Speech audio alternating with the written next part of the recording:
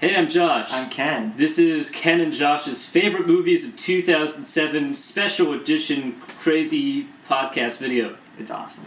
Yes. In order to get this top 10 list of great movies from this year, we each took our own personal top 10 lists, weighted each movie separately, and combined them together into a single master list of awesomeness. Yes. We will be presenting in ascending order. Yes. Starting with our number 10 movie. The number 10 movie is 3:10 to Yuma, one of the many westerns that came out this year.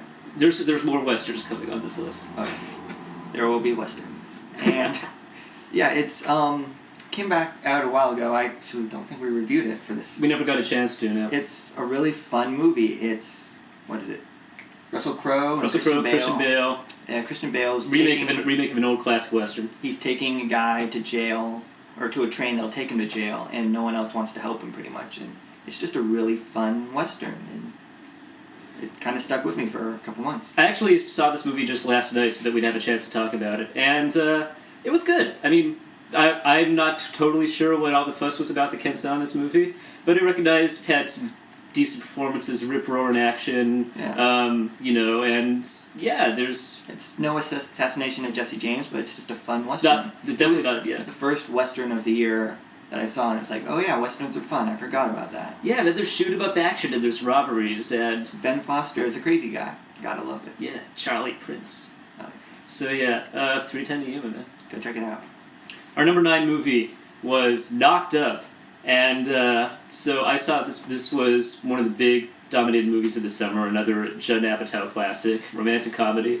When I felt like this, I'm not generally a big fan of the romantic sex comedy sort of game, but I felt like this really had such realistic characters and such just an interesting way that they developed their relationships, and it just felt more real than any movie this kind I'd seen in a long time. Yeah, I really liked it when I first saw it. It's kind of dwindled a little bit in my mind since then, but I love Judd Apatow. It's not quite as good as 40-Year-Old Virgin, I think, but it's fun. It's not as funny as 40-Year-Old Virgin, Yeah. but it feels more emotionally interesting. Yeah, it might in be a a lot of more ways. complete movie, I think, but Definitely. if you just want to laugh, it's not quite up there, I think. It's certainly better than Juno, is all I can say. Much better. Yes, number 8. We just talked about this a few days ago. It's still kind of going in our minds. Sweeney Todd, Tim Burton. He's my man. A lot of fun, a lot of blood, a lot of gore, a lot of Sacha Baron Cohen getting... Lots of Stephen Sondheim music. Yeah. Not really enough to talk about with this. Go check out our Sweeney Todd review if you want to hear more of our thoughts on this. It's a good time, though.